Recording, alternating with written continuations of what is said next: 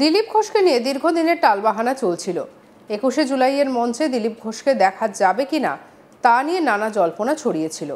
তবে শেষমেশ সেই দিকেই হালকা ইঙ্গিত দিলেন, যাকে বলে একেবারে বড়সড় চমক। দিলীপ ঘোষকে নিয়ে সব সময় চমক থাকে, ২১ তারিখেও চমক থাকছে। রাজনৈতিক জল্পনা উস্কে ২১শে জুলাই নিয়ে আগুনে নতুন করে ঘৃতাহুতি দিলেন বিজেপির দাবাং নেতা দিলীপ ঘোষ।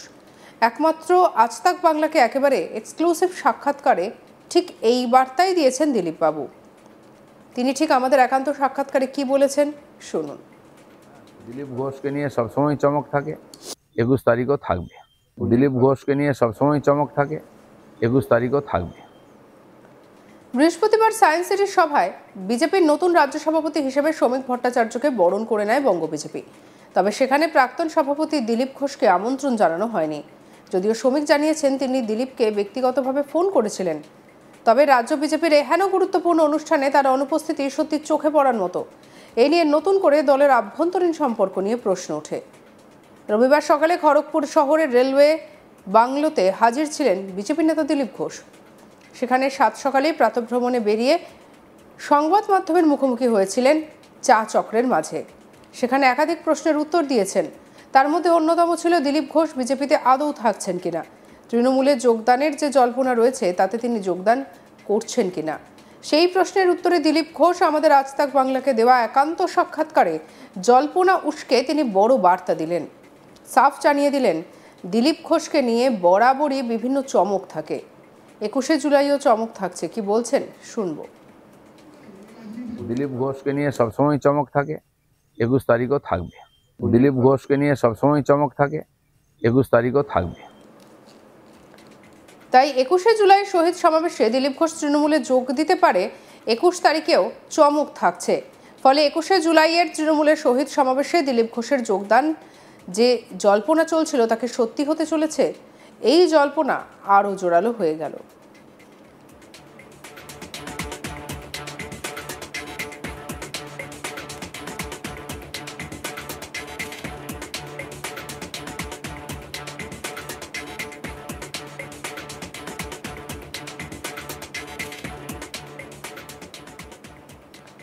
শুক্রবার সকালে নিউটাউন ইকো পার্কে প্রাতঃভ্রমণে বেরিয়ে দিলীপ ঘোষকে তৃণমূলের কুণাল ঘোষ, মন্ত্রী অরূপ বিশ্বাসের সঙ্গে নিজের সম্পর্কের কথা বলতে শোনা যায়। তিনি বলেন, আমার সঙ্গে কুণাল অরূপের অনেক আগে থেকে পরিচয়, এখনও আছে, আগামী দিনেও থাকবে। দিলীপ ঘোষ ওরকমভাবে ভাবে না, কাল শত্রু ছিল আজ বন্ধু হলো, আবার পরের দিন শত্রু হলো। দিলীপ ঘোষ ওইভাবে ভাবে না, যারা ওরকম করে তাদের সমস্যা আছে। দিলীপ ঘোষের এরকম কোনো সমস্যা নেই। কি বলছেন দিলীপ ঘোষ শুনবো। কল্পনা করতে তো পয়সা লাগে না, করো না। না মানে কল্পনা আমরা কি করব, মানে আপনি কি সেটা অনেকেই করছে, তো কেউ তো কল্পনা করে এটা বার করেছে। এবং এই কল্পনা কি প্রতি মাসে 2 মাসে পাল্টে ২১ তারিখ অবধি আবার ডেট দেওয়া হয়েছে। আগে অনেকগুলো তারিখ হয়ে গেছে, আবার ২১ তারিখ, তারপরে আবার অন্য ফান্ডা শুরু হবে। তো কিছু তো মার্কেটে থাকতে হবে। কিছু লোক এই করে মার্কেটে থাকার চেষ্টা করে। দিলীপ ঘোষ তো মার্কেটে আছে। দাদা এখন তো সেই তিক্ততা নেই, আপনি তো জগন্নাথ মন্দির গেছেন, কুণাল অরূপ সবার সাথে আমার সঙ্গে চা খাওয়াটা না সেই তিক্ততা নেই। কুণাল অরূপের সঙ্গে আমার আগে থেকে পরিচয় ছিল, এখনও আছে, আগামী দিনেও থাকবে। আমি রাজনীতি করি না করি, ওরা করুক না করুক, কে কোনো পার্টি থাকবে, তার সঙ্গে রাজনীতির সম্পর্ক দিলীপ ঘোষ এরকম ভাবে না। আজকে আমার পার্টিতে, কালকে টিএমসি ছিল, আমার শত্রু ছিল, কাল চলে আমার কাছে বসলো, আমার বন্ধু হয়ে গেল, পরশু আবার চলে গেল, আমার শত্রু হয়ে গেল।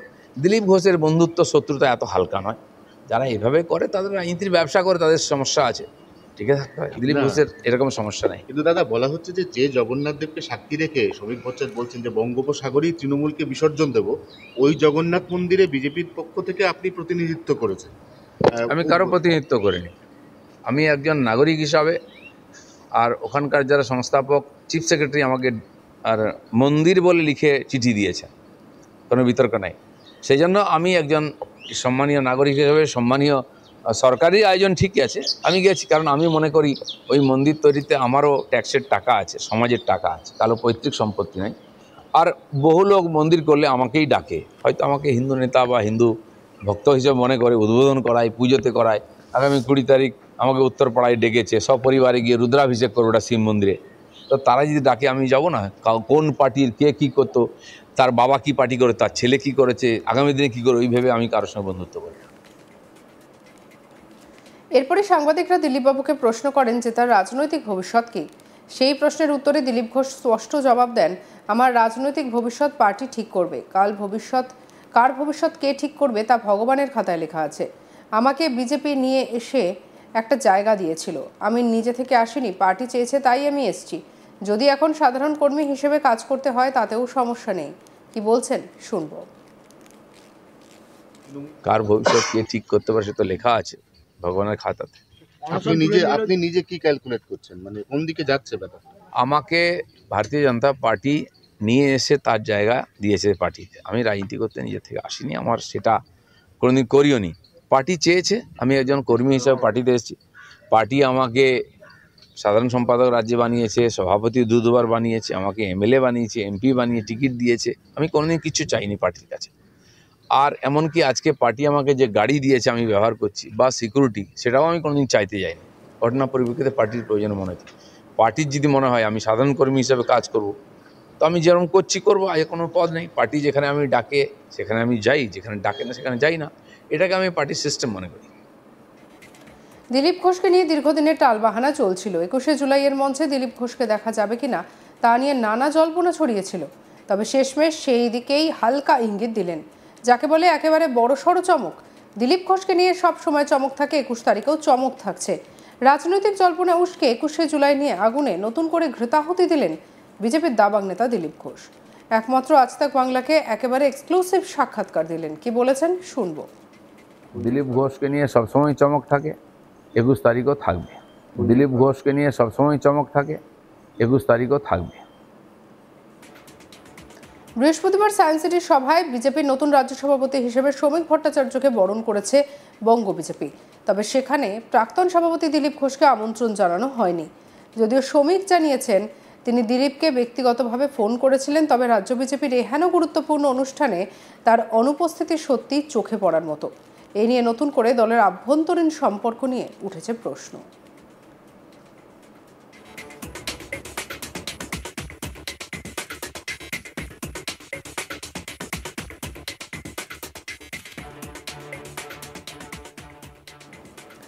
রবিবার সকালে খড়গপুর শহরের রেলওয়ে বাংলোতে হাজির ছিলেন বিজেপি নেতা দিলীপ ঘোষ। সেখানে সাত সকালে প্রাতঃভ্রমণে বেরিয়ে সংবাদ মাধ্যমের মুখোমুখি হয়েছিলেন চা চক্রের মাঝে। সেখানে একাধিক প্রশ্নের উত্তর দিয়েছেন। তার মধ্যে অন্যতম ছিল দিলীপ ঘোষ বিজেপিতে আদৌ থাকছেন কিনা, তৃণমূলে যোগদানের যে জল্পনা রয়েছে তাতে তিনি যোগদান করছেন কিনা। সেই প্রশ্নের উত্তরে দিলীপ ঘোষ আজ তাক বাংলাকে দেওয়া একান্ত সাক্ষাৎকারে জানান, 21শে জুলাইও চমক থাকছে।